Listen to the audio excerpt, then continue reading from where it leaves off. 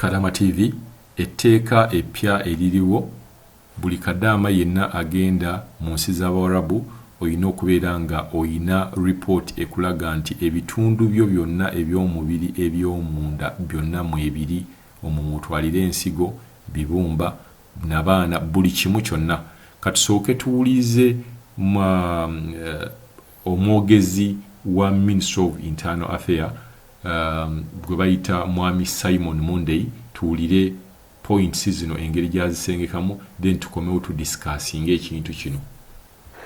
So we ask the companies that take people out to first incur that cost of ensuring that these labor migrants have all of their organs, the heart, the kidney, before going out to work. And when they return in the country, the same test will be done to ensure that you have returned with all your organs in the country. This, of course, as a result of a lot of pride. Kadaama TV, eddoboozi eryo lya mwami gwe bayita Simon Monday.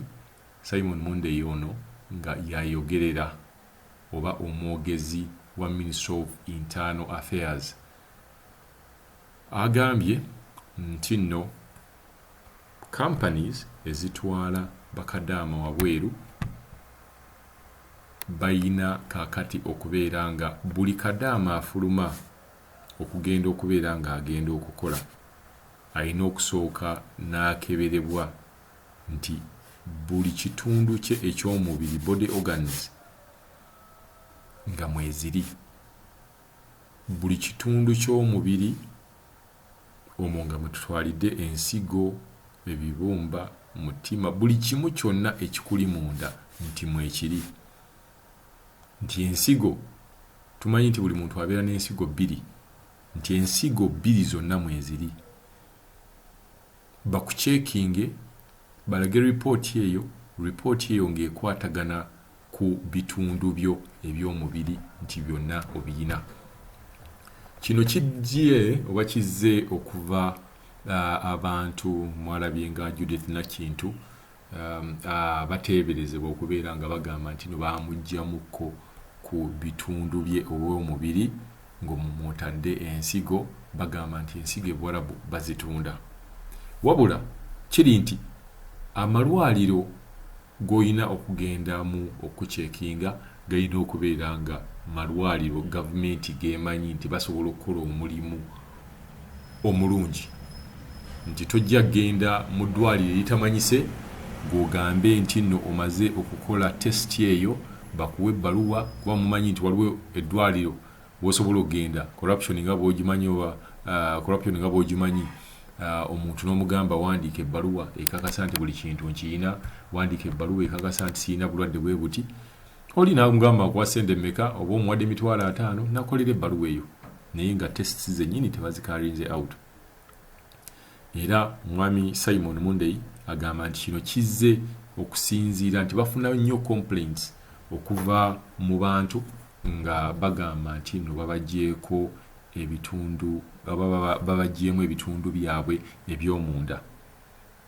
Embeera eno egenda mu maaso naye tetumanyi ddi bw'egenda kutandika okukola kuba poliisi eyinza okuyita.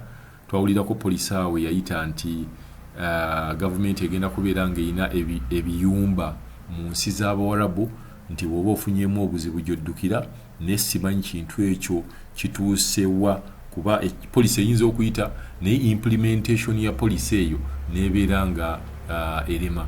Naye simanyi bakadaama muyinza otubuulirako simanyi omuntu ebbanga lino lyabadde bwe mugenda ku test medical test zammwe ebintu bino baba bacekinga oba tebaba bacekinga kuba tuyinza okwogera ku kintu olwedde kye babadde bakola naye simanyi bw'ogenda ku test eyo ze mwagendako baba cekingako nti ensigo zo bbiri wooziyina ku ekyo nange mbadde sirina kinoonyerezaako then babeera nga bakicekinga which means tekibeera kipya.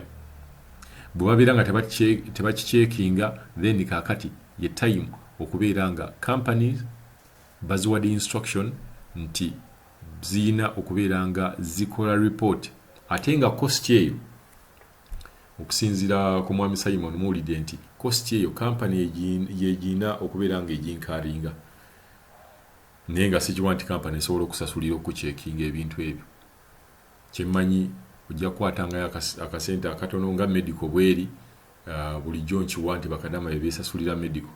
Ogambe nti ngenda ku medical bakucheckinga wali, bagambe nti ensigo zo 2 mweziri zonna, ebitundu byo byonna ebyomunda mu 2, then okugenda okwongereza n'ebirala bibadde bacheckinga omuli sirimu, omuli hepatitis B n'ebirala.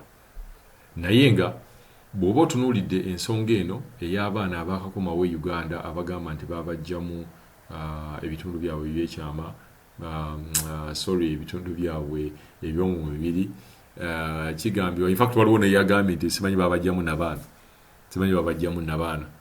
So evidence ze tuyina oba follow up, tewali nnyo follow up eyabadde awo, naye neewuunya ne Munsi Zabawalabu eri bo tebalina kye basobola kubeera nga bakolawo okubeera nga nabo bapanishinga.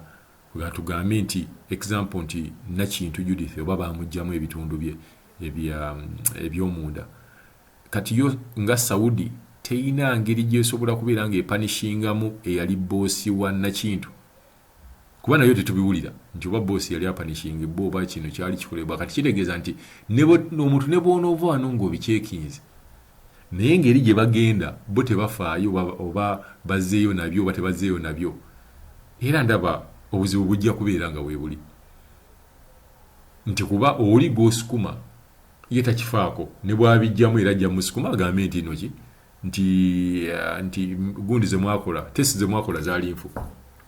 Bino bibeeramu okwegaana. Yajagala byali nfu, nze testi zaali nfu, kuba nze bwe namufuna. Naye katusabe nti poliisi eno gye bataddewo ejja kubeera implemented, oba ejja kubeera ng'ekolebwa okusinga bwe tunaabeeranga ne policies nyingi, kino kirina okukolebwa, kino kirina okukolebwa, naye nga mu reality tebakikola. Naye banagamba nti Kadaama bw'ogende Buwarabu bosi yalina okuwa basic needs, ebintu ebisookebwako yalina obbikuwa. Naye ate owulira bakadaama ng'agamba nze ebizigo, ebintu byange bye nkozesa mu nsonga z'abakyala byonna nze mbyegulira. So we ask the companies that take people out to first incur that cost of ensuring that these labor migrants have all of their organs, the heart, the kidney, before going out to work. And when they return in the country, the same test will be done to ensure that you have returned with all your organs in the country. This, of course, as a result of a lot of prize. Bakadama ne basekadama waliwo ekiyitawo naye musirise. Ono omwami atudde mu ntebe ye ya poliisi n'agamba Bukisa afuluma eggwanga n'aliyingira balina okusooka okumala okukebera ssente zizo.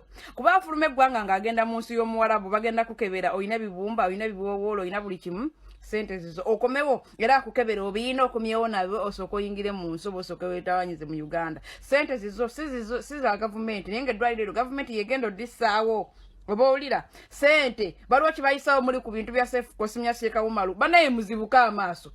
Kale omusajja omukulu n'otula mu ntebe yo n'obuyinja bu n'osonga ku mwana wa munno nti yazaalibwa n'ensika emu nga yagenda mulamu yakomawo yeefunyiza omukono nga n'eddwaliro lyakonfaminga nti omwana bamugjamu ensigo. Abula nannyini kampuni yatwala omwana ono olina ssente sinakini ng'oli munene mu gavumenti. Olaba okwatekuwa omusajja omukulu ng'ono n'omuyiisa amayinja n'atunula mu kamera n'agamba omwana era alina ensigo emu.